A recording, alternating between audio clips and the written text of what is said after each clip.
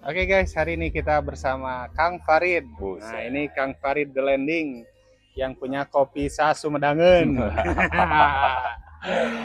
Kita ada beberapa pertanyaan buat Kang Farid dan kita akan ngobrolin tentang ekspor kopi. Mas, silakan. Mungkin tadi udah dijelasin ya mengenai apa ya market di Indonesia. Nah, Hmm. kalau untuk internasionalnya sendiri itu fokusnya kemana biasanya? Kalau untuk internasional ya apa ya, untuk Asia ya banyak banget sih penghasil kopi ya, termasuk Indonesia. Dulu Ya. peringkat Indonesia tuh peringkat kelima apa. Sekarang Farid ya belum baca-baca, banyak baca lagi nih. Tapi ya salah satu untuk penghasil kopi terbanyak ya salah satunya Indonesia. Contoh misalkan salah satu brand gede lah ya, yang kopinya betul memang ada di mana-mana. Ya salah satunya supply chain-nya ya dari Indonesia tuh. Termasuk ya kayaknya Sumedang juga sedikit ambil andil tuh di Iya ya. pengirimannya gitu. Nah, jadi apa ya, kalau misalkan Sumedang ada bedanya sih, mana yang produksi, mana yang jadi suppliernya. Ya kalau misalkan Alvarid sering kali diminta, Alvarid bisa nggak sediain untuk per bulan sekian ton, per bulan sekian ton, ya karena Alvarid produksi. Ya Alvarid hitunginnya sih satu produksi aja per sekali panen berapa ton gitu. Kadang suka banyak yang salah tuh, bisa memenuhi sekian nggak, bisa memenuhi sekian nggak. Ya kalau misalkan memenuhi kebutuhan kafe untuk lokal per bulan misalkan, karena dianya udah punya 4 sampai 5 kafe, dia per bulan mintanya misalkan 500 kilo untuk per bulan, ya ada, itu masih oke lah. Tapi kalau untuk tonase, waduh, berat bos. Untuk ya yang main kecil kayak Farid deh gitu. Kalau itu di Asia misalnya ada nggak misalnya brand apa gitu, brand kopi apa yang terkenal yang pakai kopi dari Sumedang? Java Preanger, Java, Preanger, Java yang ya ke Eropa juga udah udah apa? masuk kayaknya dia, udah masuk. Oh, langsung dicek pak. Jadi memang cuma hashtag doang pak, satu Sumedangan pak. Ternyata yang beli ke Sumedang tuh banyak banget. banyak banget yang beli ke Sumedang. Alvarit memang dekat sama petani yang banyak banget nih gitu. Jadi ya ketika orang banyak nanya tentang kopi, ya oke lah ke Alvarit. Karena Alvarit juga ya sering jalan-jalan ke poktan-poktan kopi nih gitu. Kadang Alvarit ya dari Waduk sampai ke Jatinangor ada yang Alvarit kenal banyak untuk yang pengolah kopi. Iya, iya. Jadi kalau misalkan ada buyer apa ya, pabrikan lokal ataupun ya internasional yang ke Sumedang, ayo aja, ajak aja ke landing. Ntar misalkan cupping test ya di landing juga boleh. Ntar kalau misalkan udah oke nih dengan rasanya, oke nih dengan prosesnya, oke nih dengan hasil misalkan si rosbinnya, ya ayo kita mau ngajak ke dapur juga, ayo aja. Oke. Nanti dilihat nih, oh yang ini produksinya sekian, ini produksinya sekian, yang ini produksinya sekian gitu. Nah jadi memang Farid dari awal buka tempat kopi landing yang kedua itu memang dari awal sampai hari ini pun ya Farid jual ini ya kopi Sumedang, jarang kopi luar. Toh sekarang pengolah Sumedang juga udah jago-jago, udah enak-enak bikin kopinya gitu. Apalagi Eh, ya sebenarnya dari tujuan utamanya sih apa ya mau memperkuat branding kopi Sumedangnya itu, kayak lah saya iya. kan karena ada ciri khas sendiri terus terkenal udah ekspor ke luar Indonesia juga Betul, gitu betul. kan. Nah, Alfahri juga masih tiap tahun juga masih ngedukasi kan. Jadi kalau misalkan sebelum branding itu keluar, Alfahri pengen apa ya, nyetarain SOP-nya. Alfahri pengen apa ya, yang ngasih edukasi ke petaninya bahwa kalau misalkan si apa ya, kadar air tuh kayak begini loh. Ini kalau misalkan ya terasi dan sebagainya tuh itu kayak begini loh gitu-gitu. Kalau misalkan cara jemurnya kayak begini loh. Nah, itu juga masih butuh diedukasi. Karena apa ya, ya kadang kalau misalkan diproses sama petaninya sendiri, itu kadang yang paling rentan sih kadar air. Nah, kadar air karena si petani-petani kan nggak punya alat pengukur kadar airnya ya. Biasanya kan digigit gitu. Kalau ini udah keras nih, udah kupas semua. Padahal yang ini kering, yang ini enggak, yang ini kering, yang ini enggak. Misalkan disatuin, udah kayak begitu. Nah, Alvarit sih pengennya ya pas lagi masa panen nih sekarang itu diceknya sama Alvarit di setiap apa ya, jemuran-jemuran yang petani punya. Farid ikutan cek, Pak ini belum ya, Pak ini belum ya, Pak ini belum ya, gitu. Tapi ya tetap aja sih kalau misalkan kita PDKT-nya kurang sama petaninya, itu kadang kalah sama kebutuhan dapur. Jadi kalau misalkan karena udah ada yang ada bayar yang datang yang udah minta kopi harganya tinggi, biasanya suka dikasih. Gitu. Tapi kalau yang dijual itu biasanya kopi masih biji utuh gitu atau bubuk? Udah bubuk? Kalau misalkan dari ranah petani nih yang bisa jadi duit nih, itu cerinya udah bisa petik, ya. Panen, itu masukin karung udah langsung dijual bisa. Itu kalau bisa. Kalau misalkan mau jadi gabah basah diproses dulu sekali nih, misalkan itu udah bisa jadi duit. Ada pabrik yang nyari. Kalau misalkan petani pengen lagi lebih panjang lagi untuk prosesingnya si kopi, mau dijual beras juga boleh-boleh aja.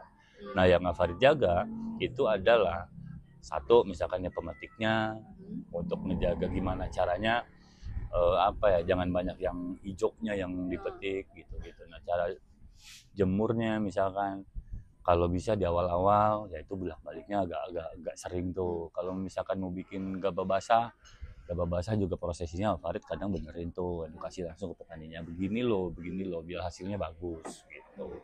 Ke petaninya juga kan kalau misalkan dia mau bergen harga, misalkan ya sekarang selisih 1.000, selisih 2.000, petani kalau misalkan memang bagus processingnya, dia mau bertahan harga yang mereka mau juga nggak apa-apa sebetulnya, asal memang masuk aja harganya gitu.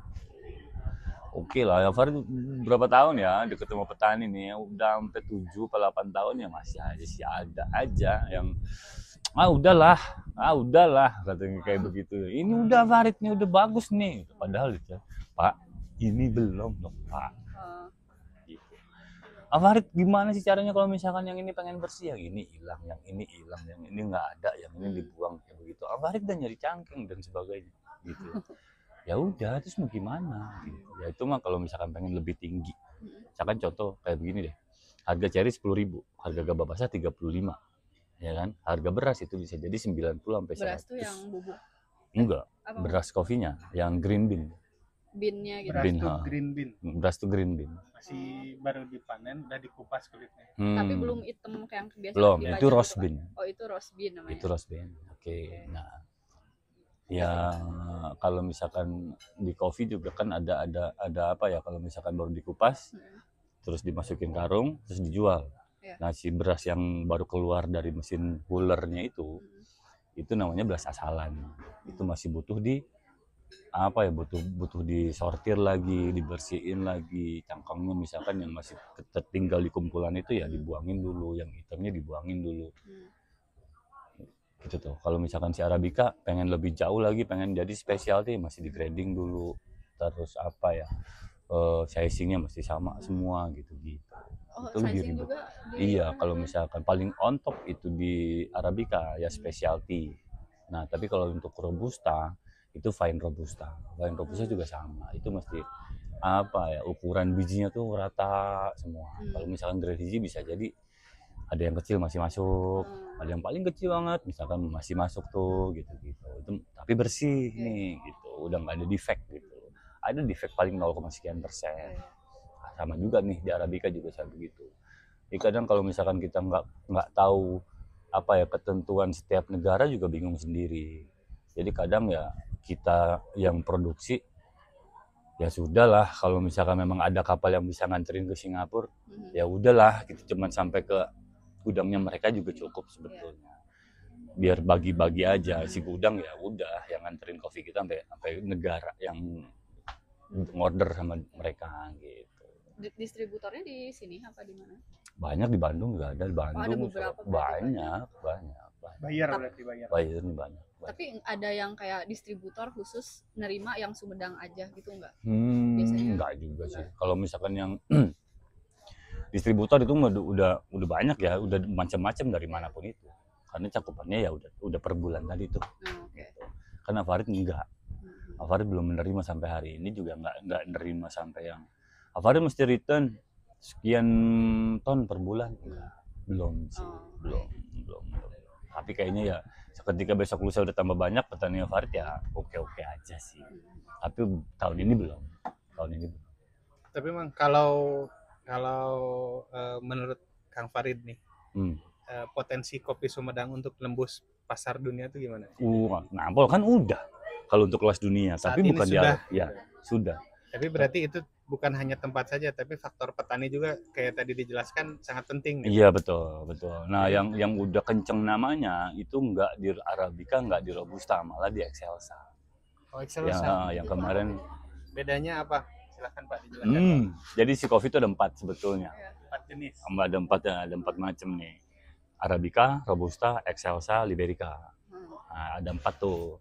Nah, yang kemarin tembus sampai World Cup Champion itu juara 3 itu Excelsanya Sumedang tuh. Jadi salah satu apa ya? Jadi salah satu blend di menunya yang disuggest ke yang disuggest ke juri gitu dulu. Itu tuh jenis kopinya apa cara teknik pembuatannya yang bikin beda? Dari kopinya sendiri itu udah beda. Avar juga punya kok. Avar juga punya. Excelsa beda kok flavornya. Excelsa jarang ya Excelsa. Jadi Jarang. Kebetulan di Sumedang udah ada dari dulu ya. Ya Terus gitu. bagus itu. Ya karena memang apa ya masih dijaga lah ya, masih dijaga baik. Si pohonnya juga masih ada. Tapi kebetulan yang Farid punya sama yang juara kemarin beda ini ya. Beda kebun. Tapi alhamdulillah tuh yang kemarin ngebawa itu si Excelsa juara. Hari kemarin dia datang ke Cimarga, Dharma Raja. Ke tempat pengolahan yang Excelsanya ngolahnya buat Farid juga nih, buat landing juga. Kemarin ada ke sana. Gitu. Ya minimal apa ya udah terpantau oke nih Sumedang nih dengan salah satu produk kopinya gitu. Ya udah ada nilainya. Ya otomatis kan itu dari awal sampai akhir dijaga dengan baik. Contoh misalkan ya karena apa ya si Liberica sama Excelsa ini bagus nih tanahnya di sini, itu otomatis sama petani juga dijaga baik kan, pupuknya dijaga lah, pengurusannya dijaga lah. Sekarang lari ke pengolah juga dia nggak jorok ngurusinnya, termasuk misalkan jorok ya kata Farid tadi tuh kalau misalkan dijemur baru datang itu mesti bolak-balik per 2 jam sekali apa enggak per 3 jam sekali mesti bolak-balik misalkan gitu, ya itu dilakuin tuh sama si pengolahnya itu tadi. Nah, udah beres nih, misalkan jadi beras nih, jadi green bean nih, itu masuk ke roastery. Nah, si roastery juga dijago nih, dia udah mesti tahu nih karakter si kopi ini mesti diapain. Karena profile untuk si roastery-nya itu sendiri, ya kan macam-macam. Dari light, medium tuh ada dark roast. Ya gitu terserah kita untuk pemakaian jadi menu yang mana nih si kopinya. Pas yang diajakin ke sono kemarin ya pol-polan tuh nampol. Kang Farid, kalau di Sumedang ini apa yang kurang dari ekosistem kopi ini? Apakah edukasi ke petani kah atau misalkan tempat roasting ya? Tempat roasting kah atau apa? Apa sih yang kurang dalam ekosistem produksi kopi di Sumedang ini? Kayaknya untuk sekarang untuk ranah petani ya. Untuk ranah petani ya yang masih kurang ada suplai pupuknya. Suplai pupuknya itu masih apa ya? Ya masih agak susah ya. Untuk petani. Tapi kalau misalkan untuk di ranah petani Sumedang udah pintar-pintar, dia udah tahu kok. Si Arabica nih udah mesti gimana, si Robusta udah mesti gimana. Di tanah kayak apa, oke. Tapi kalau misalkan si petani jadi loncat untuk jadi pengolah, itu juga PR lagi tuh. Itu yang mesti kita bina bener gitu. Tapi kalau misalkan untuk realnya pengolah, dia udah pasti tahu nih datang cherry sore-sore, dia mesti ngolah misalkan sampai tengah malam untuk besok ngopi dijemur. Kalau pengolah bener mah itu dia langsung tahu. Tapi kalau misalkan si petani yang punya kopinya sendiri, dia pengen ngejemur sendiri sampai beras, nah itulah yang mesti apa ya masih butuh dibina deh. Oh, oke. Tapi menurut Kang Farid berarti tentang bisnis kopi ini di Sumedang 5-10 tahun ke depan masih oke. Lancar jaya. Oke. Lancar jaya. Sekarang kopi udah bukan apa ya, udah bukan gaya. Sekarang kopi udah kebutuhan. Oke. Oke. Kalau ini udah ada dukungan dari pemerintah Sumedang? Sangat didukung berarti. Ada. Apa yang sudah terasa Bang dukungannya? Mari kita kejar. Buset jadi kejar gue. Jadi kalau misalkan untuk dari pemerintah contohnya ya untuk kebutuhan alat poktan itu alhamdulillah. Emang dulu juga sebenarnya kalau nggak salah berapa tahun yang lalu ya yang ngeramein kopi Sumedang itu pemerintah ya. Iya. Bersama komunitasnya gitu. Karena kan Ya Pak Bupati juga udah ngesahin nih untuk per tiap tahun itu tanggal 7 Oktober itu jadi hari kopi Sumedang. Berarti festival nanti tanggal 7 Oktober juga? Atau? Pengennya, ini lagi di gojlok nih. Pengennya kayak apa nih? Undang-undang kalau bisa. Oke. Yang mau peketu juga nanti. Oke guys, itu dia wawancara kita dengan Kang Farid. Oke. Dari The Landing. Siap. Promo sedikit dong The Landing. Oke, jadi kalau misalkan tempat Mamang ini kenapa namanya landing? Jadi tempatnya landing para layang. Kita di sini tempatnya area terbuka sekali. Parkiran kita di sini bisa sampai 50 sampai 70 mobil itu masuk. Kopinya di sini oke. Liwetnya di sini oke. Ayam cobeknya, ayam bakarnya nampol habis. Jadi Jawa Baratin deh, satu Indonesia malah untuk datang ke sini memang tunggu. Untuk ngopinya, untuk makannya bro. Oke, jangan lupa ke The Landings, itu dia video kali ini dan sampai jumpa.